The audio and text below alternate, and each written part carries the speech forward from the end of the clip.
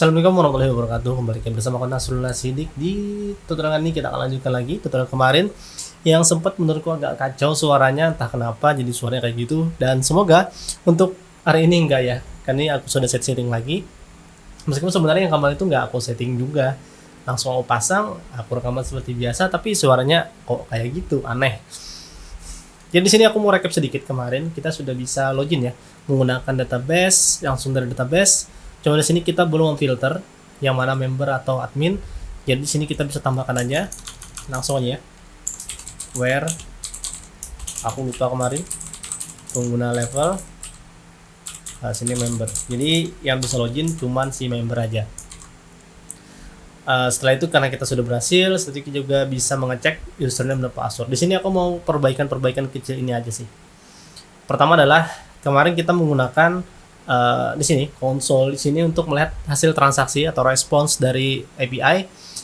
Tapi kali ini aku ganti menggunakan Insomnia. Kalian bisa juga menggunakan Postman untuk REST API kliennya. Ini lebih mudah sih. Jadi kita nggak perlu ngelihat konsol kemarin yang agak ribet gitu. Di sini kita tinggal pakai ini aja. Nah, hasil responnya kelihatan. Ini username password salah karena member kita nggak kemarin admin bisa, jadi sekarang nggak bisa karena sini tadi aku tambahkan ya. Oke, untuk lebih lanjut kita putar dulu intronya.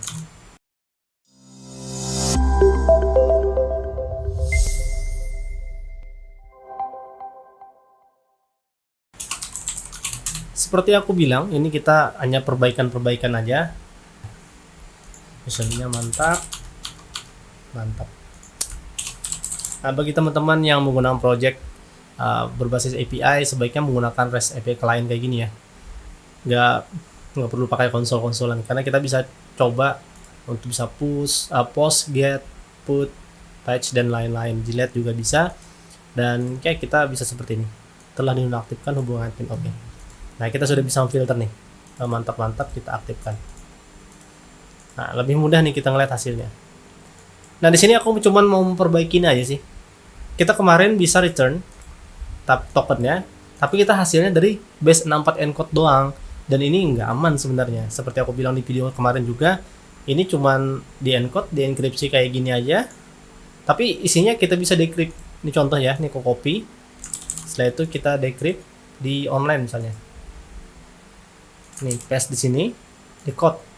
Nanti kelihatan nih username-nya apa dan passwordnya apa. Meskipun passwordnya juga terenkripsi sih, cuman ya gitu, nggak enak aja karena kita tahu usernya gitu. Ini untung pakai enkripsi, kalau nggak pakai enkripsi ya parah lagi. Nah, di sini aku tambahkan lagi satu keamanan untuk enkripsinya. Di sini aku bikin tambahkan helper baru yang biasanya aku pakai. Nah, di sini menggunakan hashing di hashnya di SHA-256. Aku kurang ngerti juga untuk enkripsi ini dulu juga aku hasil dari aku download gitu.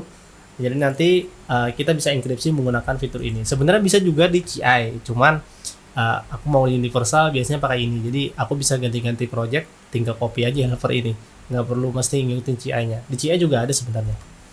Nah, di sini kita secretnya kayak gini, this C4 misalnya.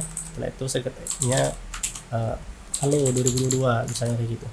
Setelah itu kita load helpernya enhashing. Di sini setelah itu tinggal kita tambahkan di base64-nya enhash. Oh, sini enhash atau apa sih? Ya, enhash ya. Enhash kayak gitu aja. Setelah itu kirim string yang akan kita enkripsi. Setelah itu ketika kita minta datanya, oh nggak ada. Kurang else. Nah, ini data yang kita dapatkan di dalam token. Ini merupakan base 64. Bukan base 64, iya base 64. Cuman base 64-nya kalau kita decode, dia juga masih berupa enkripsi.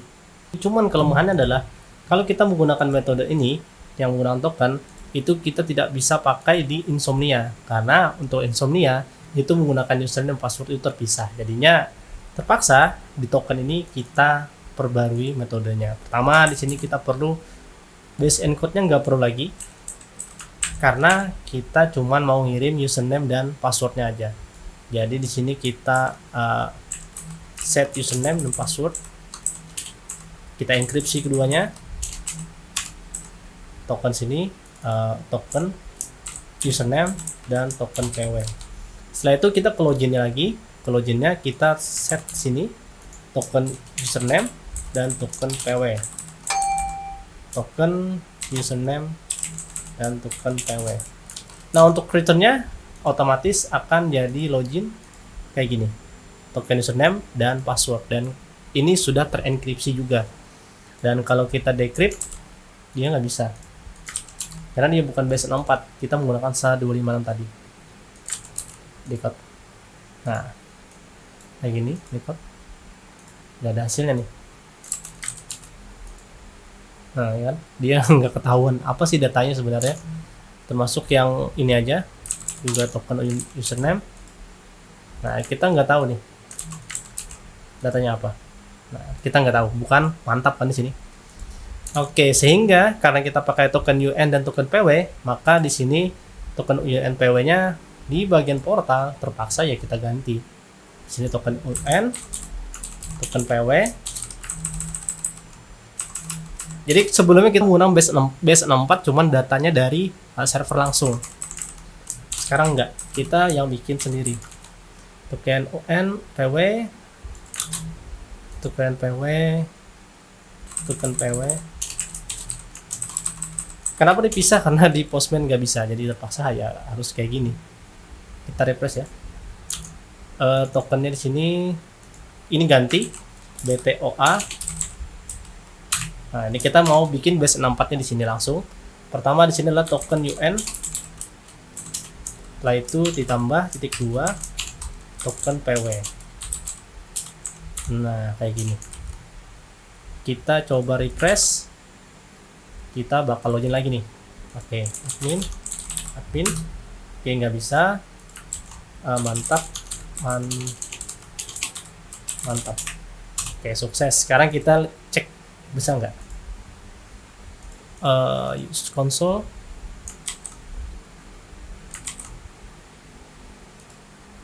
Kayaknya nggak kebaca ya.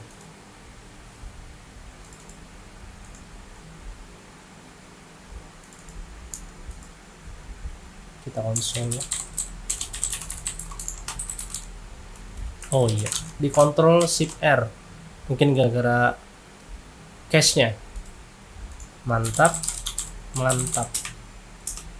Oke, sukses.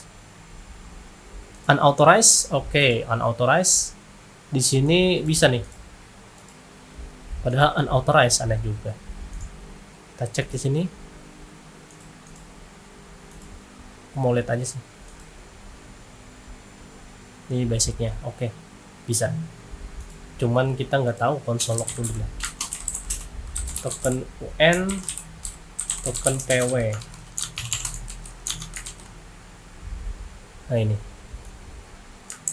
Nah ini username-nya. Jadi kecek user, kita bisa username. Setelah itu ini PW-nya. Nah kayak gitu, send. Oh usernya belum. Out check. Get send. Unauthorized. Oke, nggak masalah karena ini masih terenkripsi kan. Jadi kita ke out untuk cek usernya. Di sini kita perlu deckhash. Jadi kalau kita mau enkripsi pakai enchash, kalau kita mau decrypt di deckhash. Nah, jadi kita bisa perlindungan ganda. Refresh lagi di sini kirim.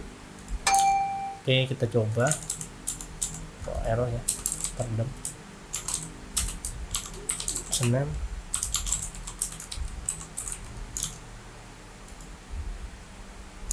Oke.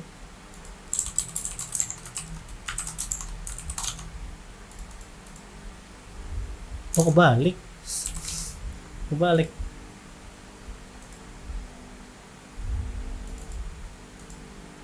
Oh iya, kebalik.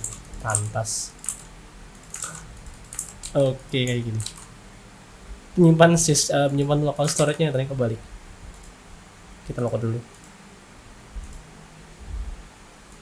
Oke, di sini error. Out-nya nih, salah di logout. Nah, ini dia. Jadi kita ganti semua. UN, PW. Refresh. Logout. Oke, bisa. Sekarang kita mantap.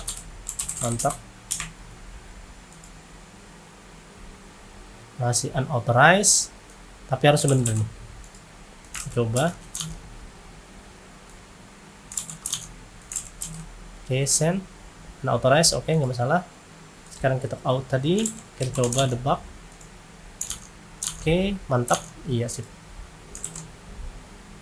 Di sini kita, di sini aja deh ya, di kelasnya.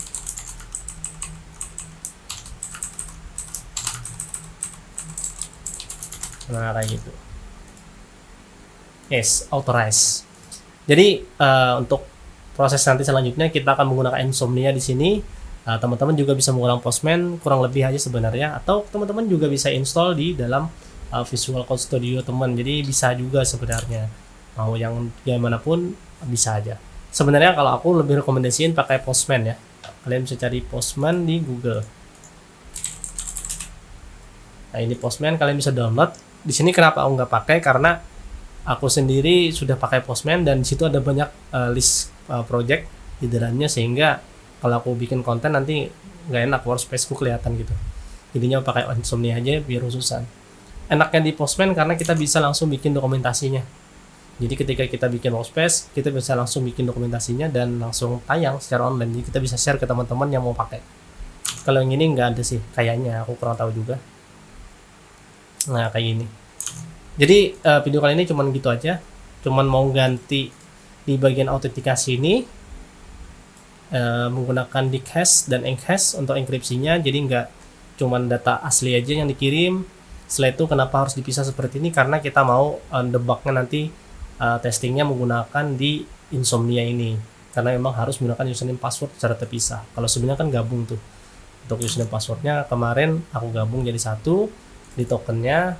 Setelah itu dikirim ke dalam HTML-nya, nanti dikirim tokennya balik. Nah, sekarang enggak. Jadi kita pisah, ada 2 token di sini dan 2 token ini yang harus dikirim terus ke dalam ke server atau service agar kita bisa mengakses data di sana untuk mengecek autentikasi. Oke, jadi seperti itu aja video kali ini. Semoga suaranya nggak buruk juga ini. Sampai ketemu di video selanjutnya besok.